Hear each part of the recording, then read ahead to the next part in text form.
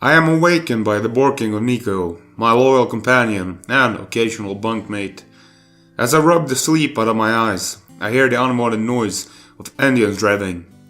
I had been hiding out in a crashed 747, hoping my presence would go unnoticed to the various bands of roving bandits. Seems my plan failed. Might not be bandits, but I'm not walking out there. At least I am armed, my trusty AK-74 by my side, and an M9 tucked behind my back. Nico can hold his own in a fight. He has before.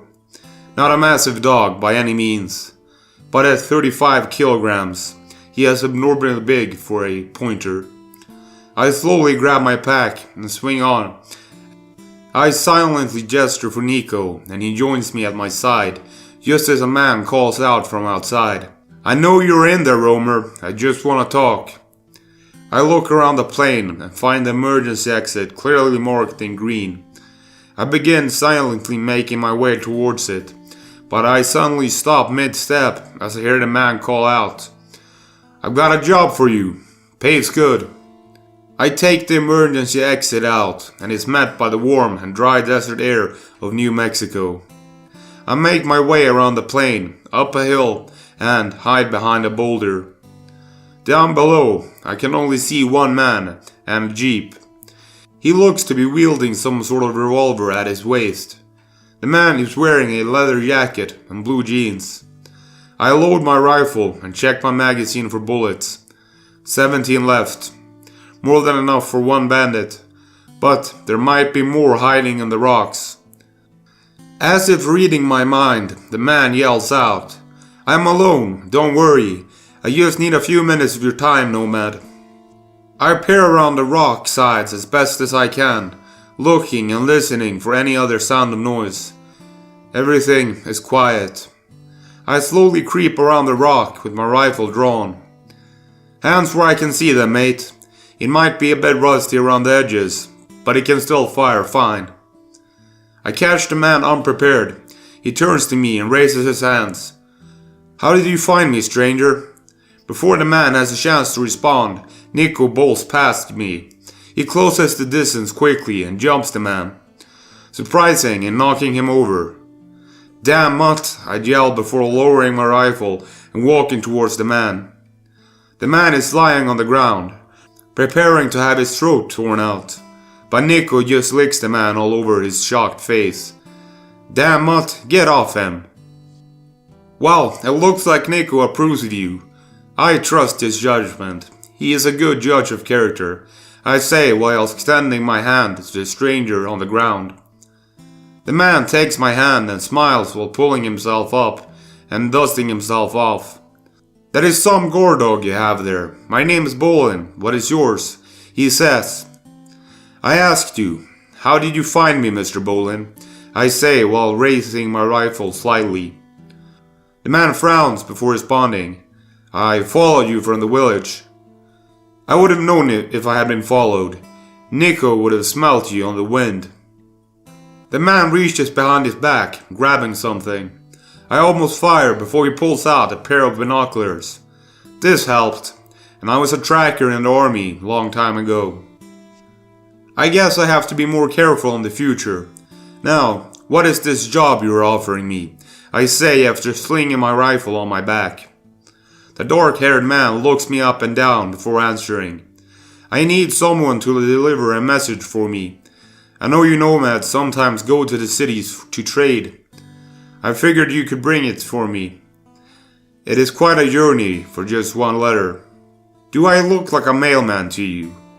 Why would you need the services of someone like me? What is so special about the letter?" "It is just a letter to my sister. Here, you can read it if you want," before retrieving a white letter from his inside pocket and handing it to me. Both sides of the letter are blank. I open it up to find the paper. I skim over the contents of the paper, something about a death in the family and of a birth. Then just some general correspondence. Question still stands. Why would you need someone like me to do it? There is something you want to keep secret. Yes, I admit, me and the COP are not exactly on the same side. The city can be hard to hide in, so I need someone less, well, wanted to deliver it, he says while patting Nico, who is frantically running around the man. What is the pay? I say before retrieving a Zippo lighter from my army jacket under my sand-colored hooded poncho and lighting a cigarette. So, you are interested? Good. We small folks have to look out for each other. Those at the top sure don't. Let's say 3,000 oats. You get half now, and my sister will pay you the rest when you deliver it. 3,000 oats? What are you getting me into? You've read the letter, there's nothing strange about it. So are you gonna do it, Mr. My friends call me Rain, and for that pay, I will do it. I will need to fill up my dirt bike. I am breaking camp this morning. The man heads over to his truck and grabs a gasoline jug. He looks around for the bike and finds it not far off. Boy, I bet that's handy for getting around, he says while filling it up. You can find my sister at the address written on the letter. Good luck, Mr. Bolin says before handing over the money. Just as I am pocketing the money, a shot rings out. It hits the right side of the mirror on the car. We both duck to the ground. More shots ring out, and then a sound of piercing metal. The car won't provide cover for much longer. You were followed, you fool. You brought bandits down upon us. Bolin looks at me and responds. Well, we are both in the same boat now. As we both dodge behind a boulder, Bolin grabs for his gun, but I stop him. Don't waste the bullets. I'll provide covering fire. You run for the bike. I have whistled to Nico and point. He darts off uphill, a steep climb exposing him to the aggressors. You can see shots impacting the ground around him, no more than inches away. He would not make it without my help. I say a small, silent prayer before returning fire from behind my cover. One rusty truck filled with 4 people, including the driver. They were all wearing patchwork outfits with spikes, some half-naked, firing ramshackle submachine guns. Those guns were probably the only reason I didn't get my head blown off, as I quickly pop up, taking aim and hitting the passenger in the front straight through the neck. Blood gushes out of the wound, spraying the driver with a crimson jet that lands in his eyes. Judging by the way he was driving, the thug probably didn't know what a brake pedal is. If he had, maybe he could have avoided careening into the giant sandstone. Just then, Bowling arrives on the bike. I get on, turning around to shoot at the dazed bandits stumbling out of the car as we dart away uphill, the same way Nico took. And now, out in the open, we are both facing the same shooting gallery. My covering fire is keeping the bandits behind cover, but it is hard to suppress 3 men at once. Bowling is revving away at the engine furiously. His scream is a constant noise and the sound of the escalating shootout. Just as we reach the home stretch, about to pass over the hill, I feel a burning sensation, and I see that I have been shot in the shoulder. I have been shot before. This is definitely a glancing shot. Lucky these inwards can't aim, I think to myself, as we start down the other side. On the other side, I can see a small white and black blur in the vast landscape some distance away. I can hear the men swearing and hollering on the other side. We can only hope their ride got broken. Now follow the dog, I say to Bolin.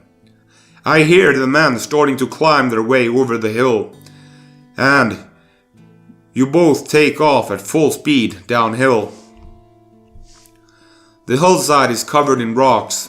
I'm surprised that Bowling could handle the bike at this speed. It is a bumpy ride on the way down.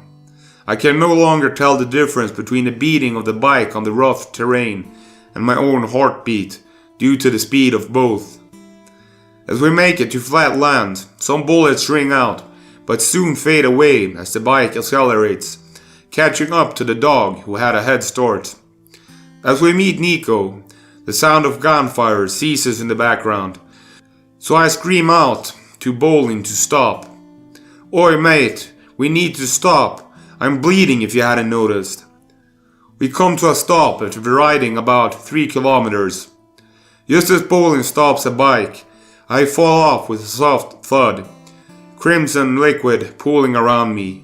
The last thing I feel before going unconscious is Nico licking my face. I made it.